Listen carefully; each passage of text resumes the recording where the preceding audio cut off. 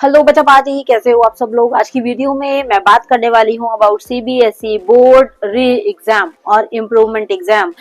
बहुत सारे स्टूडेंट होते हैं जो एग्जाम टाइम पर अच्छा स्कोर नहीं कर पाते, या फिर पेपर अच्छा नहीं गया होता, या फिर कई बार ऐसा भी होता है कि बहुत अच्छे से हमने प्रिपरेशन करी होती है but still paper was not good, या फिर हार्ड आ जाता है और हम अच्छा स्कोर नहीं कर पाते। बट प्रॉब्लम कहाँ आता है, आगे जाके हम लोगों को परसेंटेज ज्यादा चाहिए होती है। If we are taking admission in 11th class, so according to stream if you want go for commerce, तो वहाँ पे 75 70 प्लस जो है वो डिमांड रहती है कि इतने आने चाहिए। ठीक है, according to school it will depend. 80% भी रह सकता है, 75 भी रह सकता है, ठीक है, और 85 भी रह सकता है। It only depend on the school structure. उसके अलावा में अगर आप पीसीएम वगैरह में जाना चाहते हैं तो वहाँ पर 80 85 95 ऐसे रहता है demandable, but your percentage is not good according to your stream. तो अब इस सिचुएशन में क्या करा जाए, किस तरीके से हमारे मार्क्स जो है वो बहुत अच्छे हो सकते हैं। एक मिनट।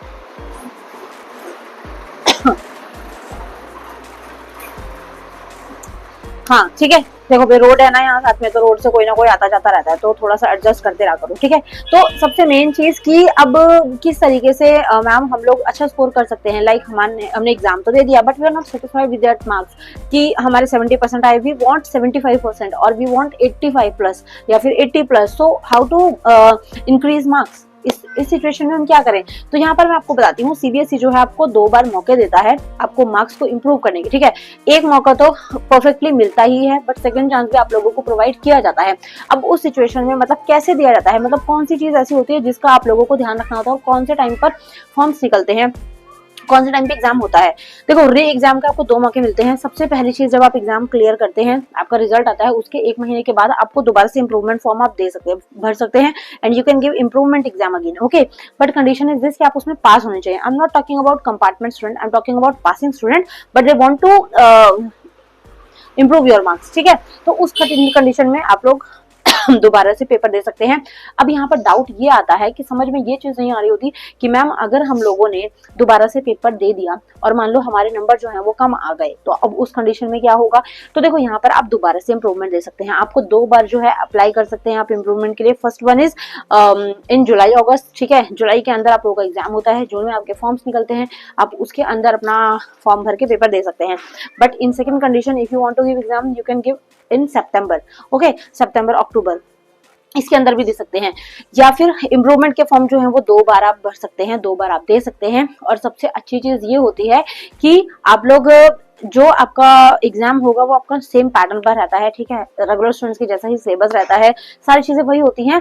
बट अच्छी चीज ये होती है कि मान लो वी स्कोर्ड 75%, ठीक है, in previous exam, and we are giving improvement exam in September, upcoming September. Okay, and we got 72% in that improvement exam. So अब वहां पर फायदा क्या हुआ, nothing. Okay, nothing is there, क्योंकि हम लोगों ने भाई 75 प्लस के लिए हम लोगों ने पेपर देना था, बट स्टिल वहां पर क्या हुआ, हम लोगों के मार्क्स कितने 72% बने। तो we are not satisfied with that marks. तो हम लोग जो दोबारा से पेपर को अप्लाई कर सकते हैं, दोबारा से इंप्रूवमेंट दे सकते हैं, एक जुलाई वाला, एक सितंबर अक्टूबर वाला। ठीक है, इसके अलावा में नेक्स्ट ईयर जो है 2026 में आप लोग रेगुलर स्टूडेंट्स के साथ तो पेपर दे ही सकते हैं। सो आपके पास इस तरीके से मौके रहते हैं। सीबीएसई आपको री एग्जाम देने का मौका देता है, but condition is this, you have to pass the exam. आप पास होने चाहिए, otherwise you are in compartment category. ठीक है, you are not an eligible for improvement exam. Improvement exam सिर्फ वो कैंडिडेट दे सकते हैं जो ऑलरेडी पास आउट हैं but they want to improve their marks. Okay, ये चीज आई होप आपको समझ आ गई हो। अब जो मेजर डाउट आता है बच्चों को, जो सबसे ज्यादा कंफ्यूज करता है कि मैम अगर हम लोगों के मार्क्स जो है वो 75% आ जाते हैं और अगर हम लोगों ने नेक्स्ट बार पेपर दिया एंड वी स्कोर्ड 72% 70%, तो अब उस कंडीशन में ये वाले मार्क्स माने जाएंगे या वो वाले मार्क्स माने जाएंगे। तो इस कंडीशन में एक अच्छी चीज ये होती है कि आपके जिस में ज्यादा मार्क्स आए हैं, चाहे पिछले वाला पेपर दिया हो, चाहे 2025 वाला 6 वाला पेपर दिया हो, आपके जिसमें ज्यादा मार्क्स होंगे आपका वही वाला रिजल्ट जो है वो माना जाता है। ठीक है, कि वही चीज ठीक है।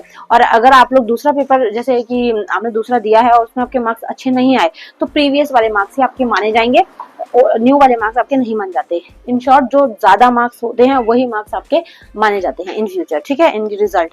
और अगर डीएमसी की बात करें, अगर आप जुलाई वाला पेपर देते हैं तो जुलाई वाला और जून में जो पेपर होगा उसके जो सेंटर वगैरह हैं वो आप लोगों के स्कूल के ही आसपास रहते हैं, स्कूल ही सब कुछ प्रोवाइड करता है। बट अगर आप लोग bye open category, by private category form को भर रहे हैं तो you can choose your centre in your city, ठीक है, अराउंड योर हाउस।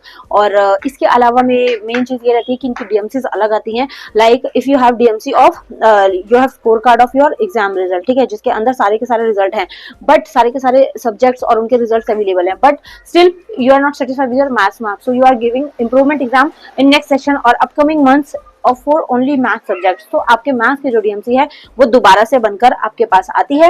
एंड सबसे अच्छी चीज ये होती है कि आप वो डीएमसी जो है अटैच कर सकते हैं अपने प्रीवियस डीएमसी के साथ, ठीक है। तो इस तरीके से कुछ रहता है। एंड आई होप कि आप लोगों के डाउट फिनिश हो गया होगा। Still if you have any type of doubt और still if you have any type of question related to this, so you can do comment in comment section. Also you can do message on my Instagram account. Instagram ID name is basic gyan k, like our channel name. Okay, so ऐसी छोटे छोटे doubts आप लोगों को exams तक खत्म करती रहूंगी। Hope so the information will be helpful to you. See you in next video. Thank you so much for watching and sorry for the disturbance. बहुत सारी disturbance होती है, I know that. Still I am using mic also, but फिर भी क्योंकि road है साथ में तो बहुत डिस्टर्बेंस क्रिएट होती रहती है, बट आई नो आप लोगों के वहां भी होती होगी। सो थोड़ा सा अपने मैम को जो है वो फॉरगिव कर दीजिएगा। Okay, thank you so much, bye bye.